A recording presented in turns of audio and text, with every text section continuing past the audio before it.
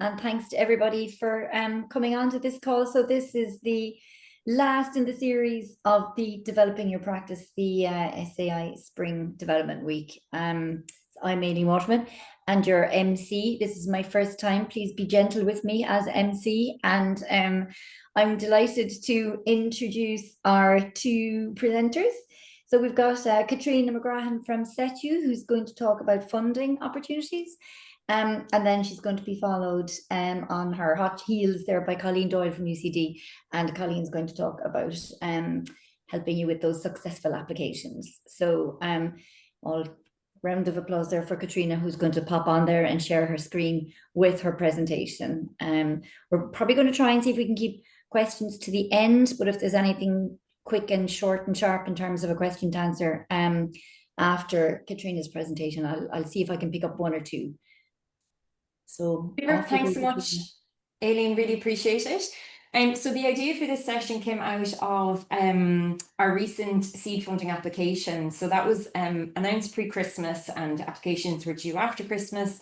And I suppose to say, we made a presumption that folks knew how to write funding applications, and that's on us. So it's been really great to put together this session, and delighted to be joined by Dr. Colleen Doyle, who is both an excellent proposal writer and reviewer. So we're really lucky to have you, Colleen, on board.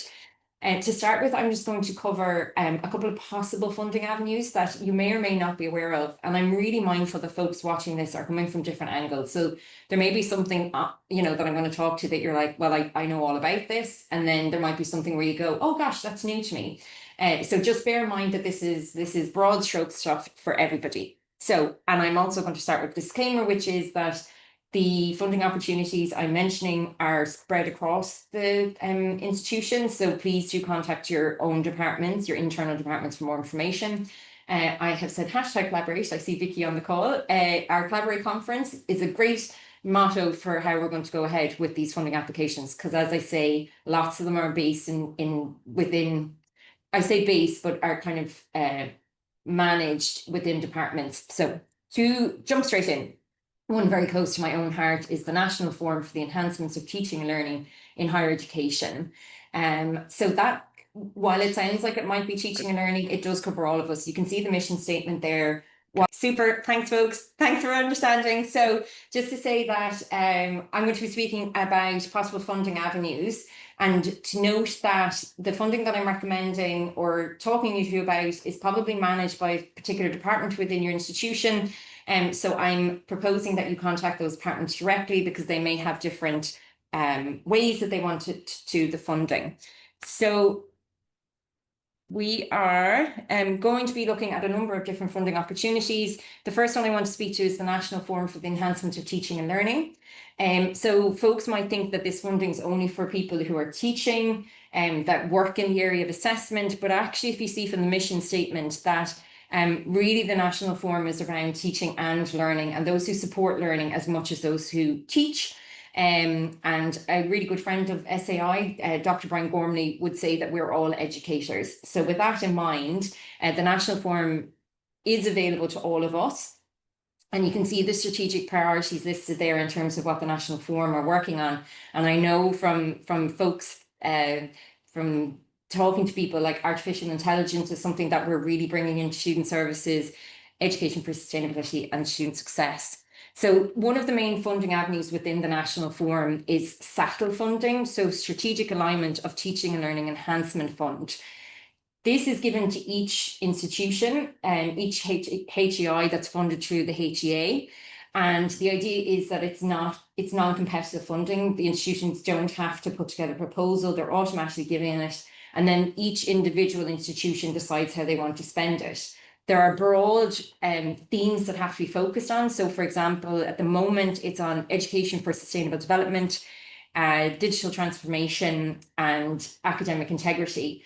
So while we'll talk about it in a second, but what I would say about SATL funding is oftentimes, and I know before I applied for SATL funding myself, I would see those emails coming in and I go, that's nothing to do with me. Like, teaching and learning isn't my area, so they can't possibly mean that I can apply for that funding. And I would argue, if I move on to the next slide, which is talking about sustainable development goals, that a lot of the work that we do in student services and student affairs is actually linked to education for sustainable development. So hopefully, I know you're seeing my screen in a way that I wouldn't have liked. It's a long time since I've used Zoom, but there are a number of the goals that are relevant to our work.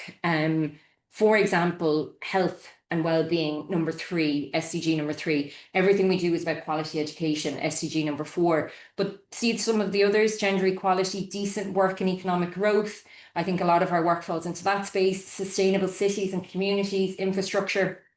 I could go on, and we did have a really interesting session, a masterclass in February 24 around student affairs and sustainability. It's something that's going to stay. So what I'm going to do now is I'm going to start talking about other funds that are available.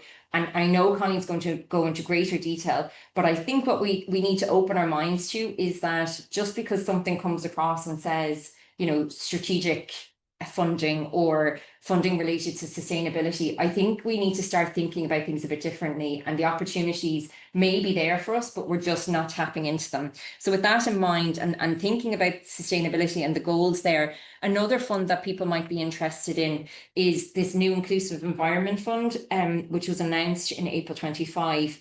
Now, I know there's folks on the call that the idea of further path funding will send shivers down their spine, but the reality is it's how the money is coming to us. And anyone who is interested or has an interest or wants to learn more about UD, which is Universal Design, and I know many on the call have done there's a digital badge through the National Forum that you can do on Universal Design beyond the classroom. So initially, Universal Design very much took the focus on Universal Design for Learning, on how folks are teaching and how we're supporting learning. But the National Forum has developed a badge on Universal Design beyond the classroom, which is all of the supports that are being delivered to students and in partnership with students. So from that then, and the altitude charter was developed. So all of my images are hyperlinked. So it'll hyperlink you, it'll bring you to the altitude charter. But essentially there's a new funding stream or an additional funding coming through Path 4, which is encouraging institutions to adopt the charter. So if you're sitting in front of me and you think, where am I going to get funding? Well, perhaps if you have an interest in Universal Design, or if a project you have in mind links into what Altitude is looking at, then perhaps you can contact your Access Office or whoever manages Path 4 funding and say, look, I have this idea. I think it would be really interesting to adopt Universal Design in placement practice, you know, or I wanted to run a program to support placement supervisors on UD. So can I have some of the funding? So that's kind of where I'm going with some of my funding opportunities. Another one that you may be aware of, again, I know folks are coming in from different avenues, but there is an Equality, Diversity and Inclusion Enhancement Fund that was announced last year. You can see the projects that were funded. I don't want to go into too much detail, but it's just to give you a flavour. Sometimes we're guilty of an email comes out and we just know more than teaching and learning. You see EDI and you work in placement, or you work in I don't know, other departments, and you just go, well, that's not for me. So I'm encouraging people to stop and go, well, is there something for that for me? Because I think if you look through some of the projects that were funded, you can definitely see an interest, particularly I think you know, around training for ourselves as staff. Those of us in the TU sector specifically, we are mourning the loss of NTutor. It was a great way of accessing funding, but there are still 2 funding streams available, TSAF and TU Rise. And this is, although this slide is directed at TU staff, I would say one of the other things I think we close off to is the idea of research. So, you know, we might go, well, research is for those academics and postdocs and PhD students, but the definition of research is actually to undertake a study, a new understanding, a new way of doing things. And I can guarantee we're doing that all the time in our work. And actually, if you think about it, we have huge amounts of stats that are available to us in terms of the work that we're doing. And we're just not capitalizing it, and we're not tapping into funding because we're scared of the OR word. So that's just another suggestion, that if you start to see things coming out that have the word research, to really tap into them. I'm going to finish up shortly, and it's a useful connection, because Colleen's project that has received funding through the seed funding is called Engage All, and it's around the university alliances. But I'd encourage folks, if you have a European alliance within your institution, to reach out to them and see if there's funding available. You never know. I know ours are very active. EU Connexus is the SETU connection, and then Erasmus Plus. So Erasmus Plus is available to all staff. It's not a student only initiative. So perhaps there's a conference that you're interested in, or you want to travel and shadow someone else, you know that there's a great program that you want to go and see, and you can apply for Erasmus Plus funding to do that.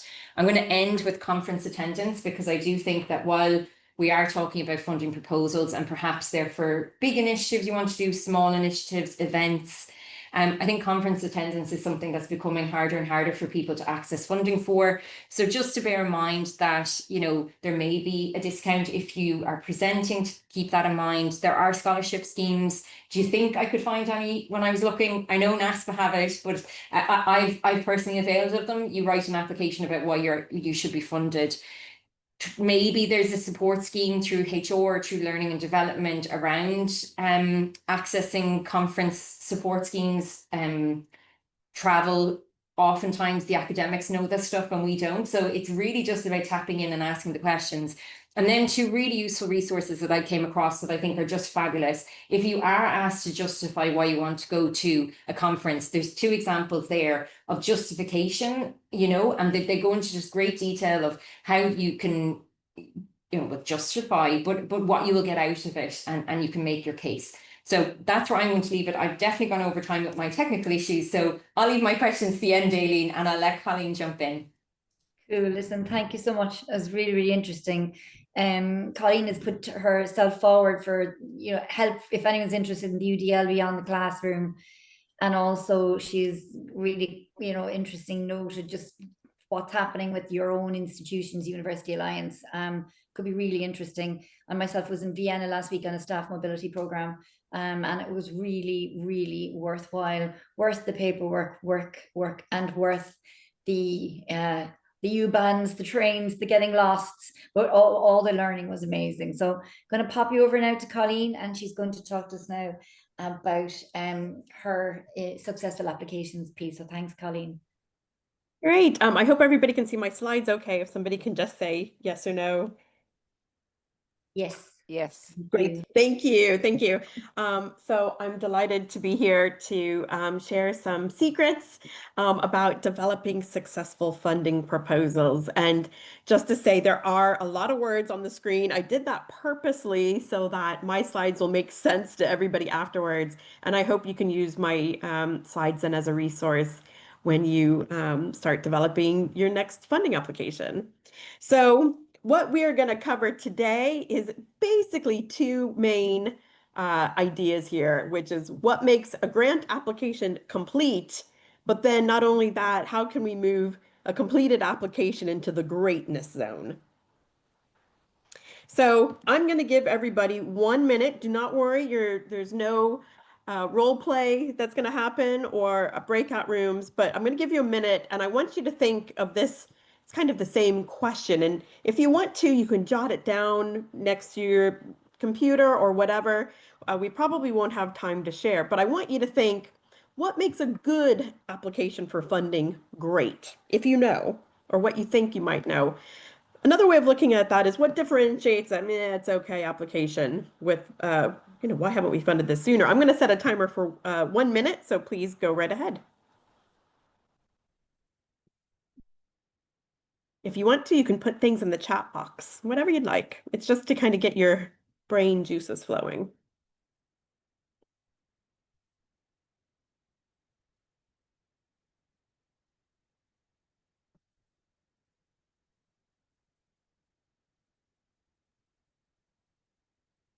Okay, so you have about 30 seconds to think. Maybe, and if you have never applied for funding before, that's okay. But what do you think would make an excellent application? What do you think you would need to put in so that the funders just can't resist your application?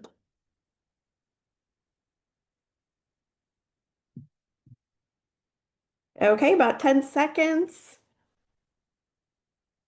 Again, this is for you, and I think there's things in the chat box. I'm scared to click in the chat box because I've done it before on a Zoom call and things go horribly awry. Okay, so we're done. Let's keep moving. So let's talk first about that first component of my presentation, which is simply completing an application. It can seem daunting.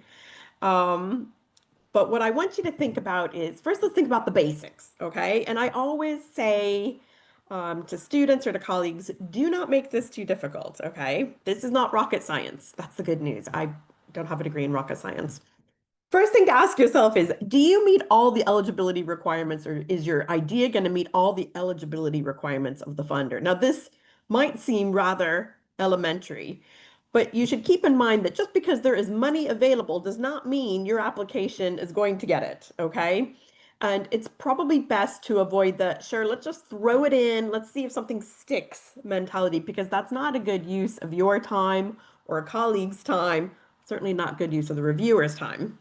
So I want you to think a little bit about what kind of application you're applying for. So, and this isn't the be all end all list, but it's just to get you started. So if something is a seed funding project or funding proposal, seed funding is usually there to start something, okay? So that's the key. You're not going to throw in an application seeking to extend funding for something that's been running for several years, because that's not the purpose of seed funding.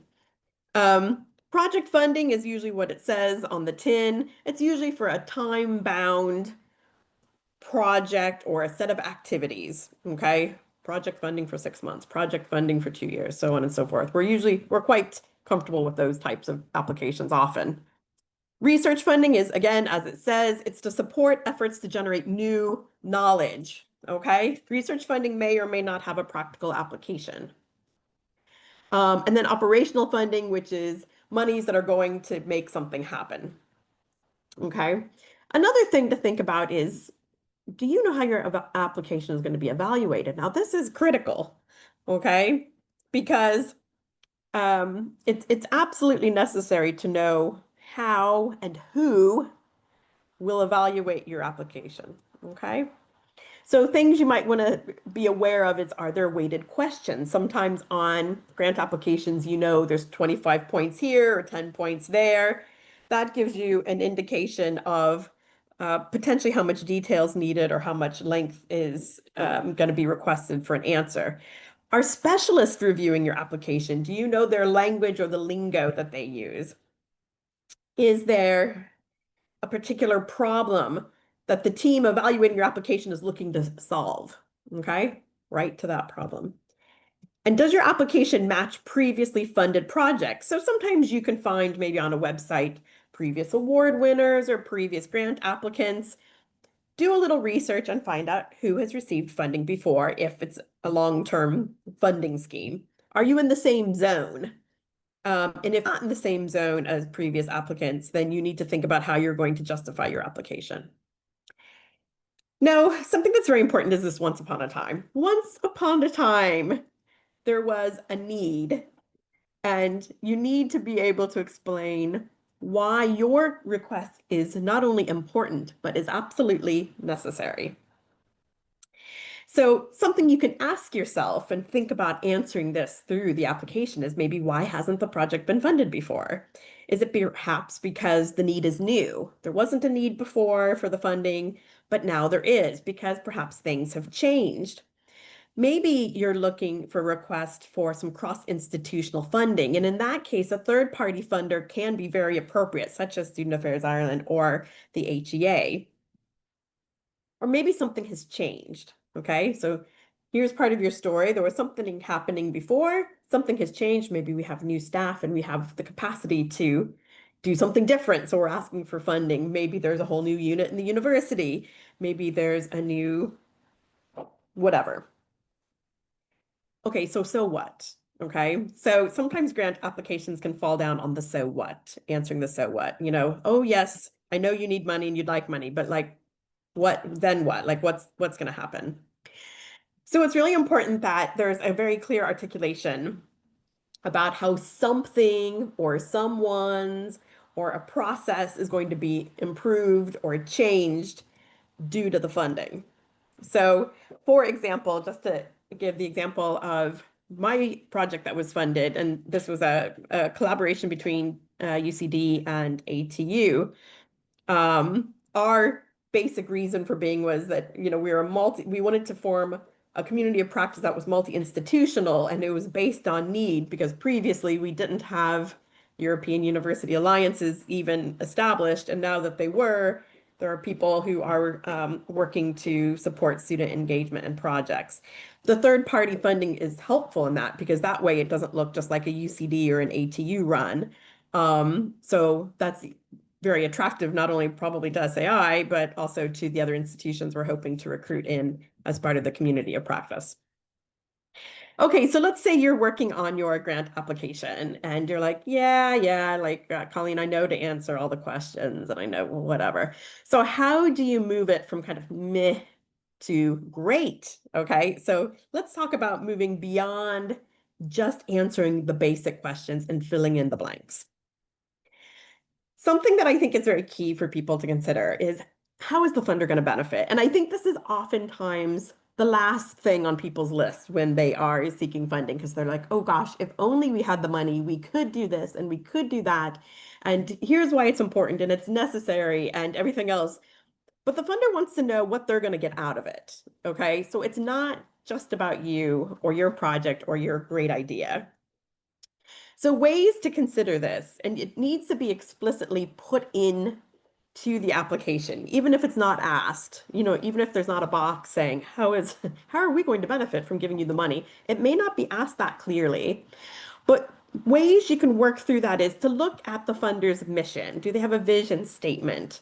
Does your application speak to their membership, for example? What is their strategy? Can you link in their strategy with the funding request? And then what does it mean for the funder? Are they going to be able to get new members? Are they going to get new influence? What are they getting? How are they going to gain? A question to ask is funding you in your project going to make them look good? Okay, if it makes them look unorganized or bad choosers of funded projects, they're not going to select your project. And there have to be 2 winners in this application, and that has to be articulated. I don't think I'd use the word there will be 2 winners. I wouldn't it wouldn't be like that. But keeping in mind that as you're drafting the grant application, that you have to think of the funders and the funded. And on that note, these things shouldn't be started the night before. This is a long, well thought through process that could take weeks. So let's talk about bringing your application so it stands out above the rest. You want to make it easy for the people reading your applications to say, yes, next. Clear and plain English wins the money, okay? It really does. You don't have to try to look wildly smart or sophisticated in your application. You need to be able to articulate the why. So my advice is to avoid heavy jargon. Do not use abbreviations that you think the people reading your application are going to understand. And avoid using lingo which is only understood by outsiders. People reading your application may or may not understand your lingo or your jargon. So make it easy for them to read. And please be very careful about the use of AI. I don't know, we don't have time to have a whole nother conversation about how wonderful it is to read student applications who use AI. But they usually stand out like a sore thumb. And, be mindful of people reading your application for money. So while it's very helpful to sometimes use AI to get started on your writing, just remember, thinking if you've done reading of student applications, I find them quite generic if they've relied heavily on ChatGPT or other programs. And if you do that, your application is probably going to be more meh than excellent. Okay, another thing to think about is sustainability. Now, I'm not talking about plants or the environment, okay? So we're not talking about UN Sustainable Development Goals here. We're talking about the long life of your project, or what happens when the money runs out. So My tip in particular for seed funding, because that's the application I've written most recently, keeping in mind, as I mentioned at the start, that monies are to be used to usually kickstart something, you need to reflect on what happens when the funding cycle ceases. So what is the big vision? Okay. I think I forgot the word long. What are the long range plans? And are they actually doable? Okay. So excellent funding applications are doable. Okay. You're not writing a funding application saying, I am going to establish world peace, because that's not going to happen. Or I'm going to feed all the hungry children of Ireland. While it's a great idea, in all likelihood, that's not achievable in a short amount of time. So, grant applications always have a funding cycle. So you need to be realistic about what can be done within 6 months or 2 years or an academic year or what have you. That makes an excellent application. People reading applications don't like overly ambitious, pie in the sky requests that are not going to be achievable in the time allowed. And again, keeping in mind, how's the funder going to benefit? Okay, so in the case of SAI seed funding, we know that there's a time limit on the seed fund. How are they going to benefit, and what's going to happen at the end? Is it that nobody ever hears of this project ever again, or is this something that's going to keep going? Goodbye. And then an excellent application also considers some contingency planning. Okay, now I wouldn't suggest, this isn't like a research limitations section on a paper where you're saying about everything that it could have been, but it wasn't. You don't want to go into that level of detail, but you need to show that you have reflected on what happens if, okay? And that's to give the funders confidence that you have done some very deep and critical thinking about what you are proposing. Sometimes we can plan for some avoidable or even unavoidable situations, and sometimes we can't. But it's good to show that you are planning on making things as smooth as possible so that the likelihood of a big surprise happening to throw the whole funding scheme off is limited. Something to consider, and you might want to put this in your application, is your institution able to co-fund in case of an overspend? So the funder is offering you X amount. Your ideas are great, they're good, they're very ambitious. And if you can get somebody in the institution to say, do you know what, we can put 500 euros towards that if you go over budget. Being able to say that in an application shows that your institution is supportive of your ideas. And then to think about your plan A and plan B. No, you wouldn't necessarily put this level of detail in your grant application, but you have thought through all the things that could go wrong, and you can speak to them if you're asked in the application. Please be realistic. So I've mentioned this before, is the request doable? Don't raise eyebrows, okay? Go, oh, this is great. Yes, we all want to solve the problems of public transport in Cork, but I don't think it's going to be done in 6 months by a student services person, so it has to be realistic. Now, before you submit your application, okay, so you've done all the background work, you've looked at the mission, you've decided not to use AI too much, so on and so forth. But here's what you need to do is, to make an excellent application, you need to seek internal feedback, and you need to ask yourself, did you answer all the questions? It sounds simple. Don't be afraid to ask colleagues, maybe who aren't applying, either in your unit or your institution or even your field. SAI is a great place to find like-minded people to support you, to review what you have written. Even better, find somebody to look through your application who has absolutely no idea what you're talking about, okay? If they can understand what you're asking for or what the problem is, or what the program is you want to develop, then you're on the road to excellence, because it means that the people reading your funding application are probably going to understand what you're asking to. Okay, so what you could ask people who are doing this, you might say, hey, Colleen, will you read this application? And then you could follow up and say, well, did they understand what the ask is? Where is clarity needed? Is there a section that you wrote and they're like, what do you mean by this? What do you mean you need €1 million? Like the grants for 10,000 or whatever. What do you mean? Would they give you the money? Have you written an application with enough passion and enthusiasm that they can read and understand? Would they give you the money? And not just because, they're your mom and they're there to support you or whatever. And overall readability. Does it make sense? A friendly reminder that trusted colleagues want you to succeed. Okay, so don't ever be afraid to reach out and ask people for feedback. Did you answer all the questions? I know this sounds silly, but you would be surprised how sometimes questions aren't answered in complete form. So it is absolutely critical that all the questions are not only answered, but have preempted additional questions, okay? So you don't leave the funder wondering, what did they mean? Did they mean, money for a dog shelter? Did they mean money for a cat shelter? You don't want to leave questions. So you might think of it as, so for example, I wouldn't recommend, this would answer a question. We'll conduct a survey of male students. Okay, that answers the question. How are you going to collect your information or how are you going to evaluate your program? But maybe you should give a little bit more information, such as, well, we'll survey male students, as this group has previously been found to be more difficult to retain, blah, blah, blah. Just always fill in the blanks. Now, we do not always get our money, okay? I am not 100% successful in my own grant applications. I'm not sure what I'm at. I'm probably like 85, maybe 85% or whatever.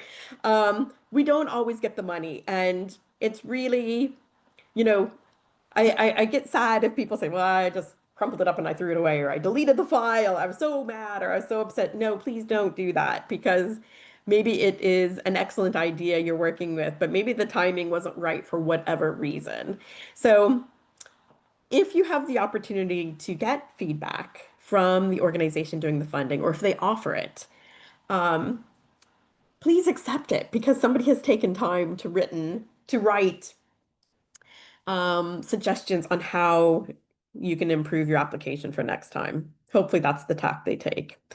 It is very hard, but it is absolutely not personal. It does not mean you're a bad grant writer, or it doesn't mean that your ideas, silly or whatever. It might just be that, 1,000 people applied for one grant and, that's all that there was. So ways you can evaluate your own work when you get feedback back, and don't be afraid to get the feedback. I know it's hard. I find it really hard because I'm like, oh, I don't want to know. I don't want to know where I went wrong, because I'll probably roll my eyes. But you could consider, what scored well? Was there a section that they were particularly interested in? Did they complement the idea? Did they think that it was timely? What went well? What was missing? Were they looking for more detail on how you were going to evaluate the project? Or did they ask for a timeline and your timeline wasn't specific enough, or something like that? It's usually because the reviewers can't picture what you're talking about, okay? So that's where the clear English comes in, and answering all the questions fully is like, they want to sit there and be like, okay, Colleen's put an application. She wants to get 4 universities together, and they're going to go on a retreat. Okay, I'm picturing this, and then they're going to do this, and they can talk through and they can understand what is being looked for. And then, oh, then she said that they're going to do this. Oh, okay, that matches our philosophy or whatever. So make it easy. Is there anything that surprised you? So maybe there was a section that had that was weighed heavily and you got no points. Or, they funded somebody that, or they funded a project that you kind of wondered, well, was that really speaking to the brief or whatever, just to kind of reflect on what surprised you. And then what's next? Please don't delete anything or put in, don't recycle anything. Like, keep it to recycle again in the future. So you or the group that you were working with, you've put in a lot of time, a lot of creative energy, potentially a lot of research, looking things up, trying to fill out this form. So, it has a meaty context, and the story, has been really considered. what do you want to do next with that work? Don't throw away that work. You know, do you want to, is there another funding call that might come up that you can use it for? Maybe you want some feedback. I mean, this is a great opportunity. You put in a lot of work. Why not get some feedback from people out there? You know, maybe do a presentation about the topic that you're looking for funding about. Maybe do a poster, get some feedback from people out there, and maybe try again. Because that's an opportunity that you don't want to miss. Now, Ronan, look at that, 12 minutes past 2. So thank you very much, everybody. And I hope there's some tips there to bring your next application, whether it's to SAI or to an internal organization or a national body. I just hope it elevates your application from the okay completed application to something that really stands out. Excellent. Colleen, thank you so much for that. That was really interesting. Yeah, my big takeaway from that was just something that I think is just to make sure that people understand what you're asking, isn't it? Do you know, because I think we get into the nitty-gritty too quickly, and sometimes you might scoot over that bit. Yeah. What do you want money for? Yeah. Like, what is it? Just say it. Don't dance around it. Just say, we want to do this. I'm just wondering if we were getting some lovely comments in the chat. Excellent advice, fantastic advice. Just wondering, does anybody have any questions for Colleen? We have like just maybe a couple of minutes left here on the call. We could take 1 or 2 questions if anyone wanted to, you know, stick on their camera on mute, or obviously put it in the chat as well, but like happy for people to jump in, or if anyone had a question for Caitriona either.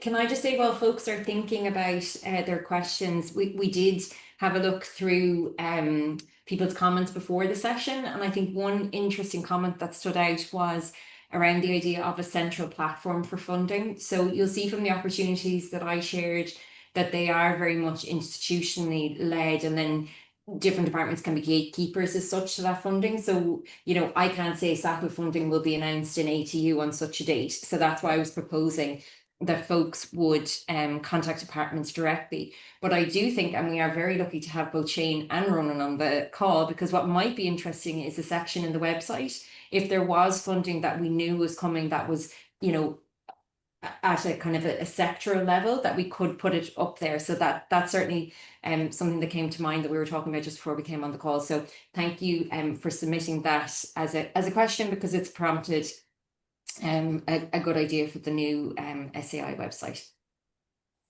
Yeah, and can I say there's some, thank you for everybody who put in comments while I was talking. So just to read through some of those, Vicky put, mirror the criteria listed in the funding call. Absolutely, it's a checklist. They've done the work for you.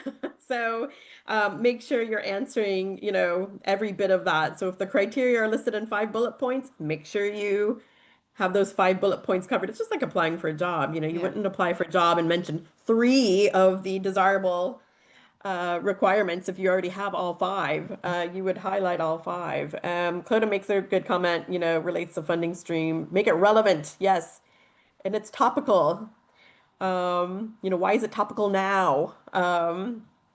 Why now? That's always a good question to answer. And specific outcomes and deliverables, yes, please list exactly what you're going to do. So list your outcomes, list your deliverables, list when you're going to deliver them, and how you're going to deliver them, and how much those deliverables are going to cost.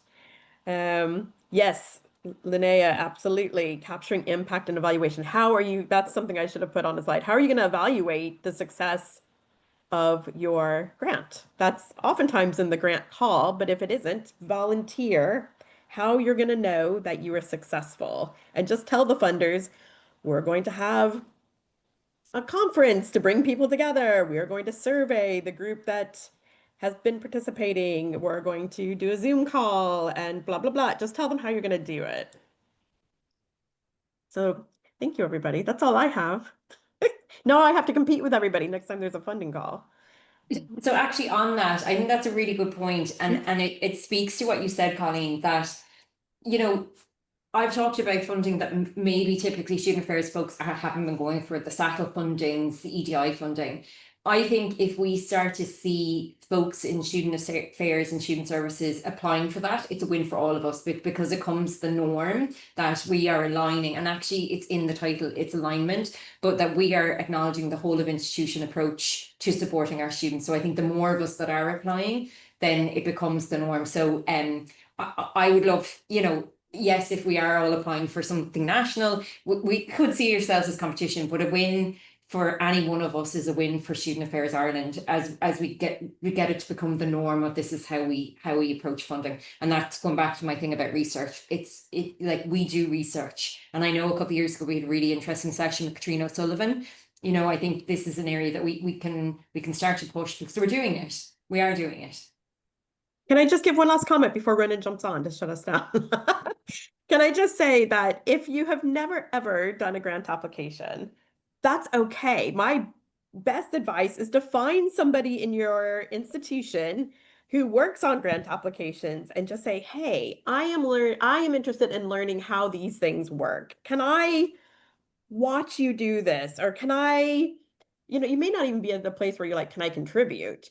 But like, can I see what a grant application looks like even? How do you answer it? Like, do you do it yourself, or do you get people in? Is there a whole team approach? Like, that's how I did my first one, is I was asked to contribute a piece to one that was being done by the admissions office in UCD. I hadn't a clue what a grant application was, but that's how I got my start, is I watched somebody else do it, and then they let me read their answers, you know, because and you know, don't be afraid to ask people to just look over their shoulder. So that's my 2 cents. Thanks so much, everybody. That's great. Thank you very much. Ronan, is our time up? I think, Linda, you had your hand up, or it was the question answered? Yeah, it was actually as what I was going to say is then reach out to people. You know, a lot of the funding applications have 25% for collaboration. So you might be internal reach out for help, or it might be through Student Affairs Ireland going, I wonder is there anyone in Student Affairs Ireland that does, I don't know, access grants, and could help me with that. So like we are in competition. We're kind of not. Exactly. So don't, and also all the points in relation to, we sometimes decide that it's for our academic colleagues that the funding applications are more for, that it's not for us, or it mightn't be for professional services. And the reality is that's very different when you actually go into it. And the last bit I would say is appeal.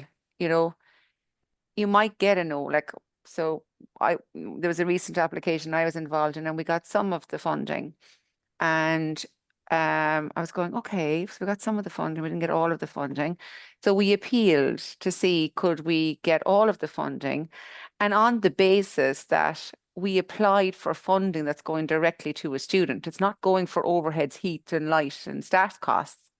So sometimes, because we're in the student-centered profession, our funding is literally going into the hands of the student. We have a stronger place to appeal when it's not for those overhead stuff that drives everybody else to distraction. And sometimes it is for overheads, but actually sometimes in student services it's not. So appeal and see how you get on. And you mightn't win the appeal, but that's okay. Fantastic. I picked up loads of tips and I definitely fear, Aileen is my one, stop being afraid of trying it out and seeing what happens. You know, don't think it's not for me. Go and have a go. Claudia just added there, you know, in addition to the website, we could have a standing item in our newsletter for funding opportunities, which I think is a really nice idea as well. Oh, good idea. Yeah. Yeah. Great idea as well. Yeah, this new website is going to be no pressure, lads. Best thing. Keep your heads up there now in front of the camera, please, everybody. It's only what you all put into it that myself and Ronan can generate out of it. Yeah, exactly. And like Ronan, how many of the exec have completed the questionnaire at this stage? No comment. I think it was only 2 yesterday, so yeah, we're good. Put their fingers out. We're grand. Right. Yeah. Will I close off then? I'll get given out to by Ronan. So thank you very much to everybody. It was a pleasure to be here. It was fantastic, really, really insightful. I learned loads, and I think I might be braver if I was doing an application myself now that I've been here to actually touch base with people and kind of maybe go, do you remember you said you might give me a hand? Yeah. And I might use that hand. Do you know what I mean? Because I definitely think there's lots of us trying to do it. So it's great to be able to try together. So on that note, thanks very much for your time. I let people finish their sandwiches and their teas and their coffees. And it was a great end to the week. So congratulations to SAI and all of the organisers for the week, because this was, a great end, I think, to the week. So thank you very much, everybody. Thanks everybody. And Take care. Thanks, Ronan, for bringing us together always.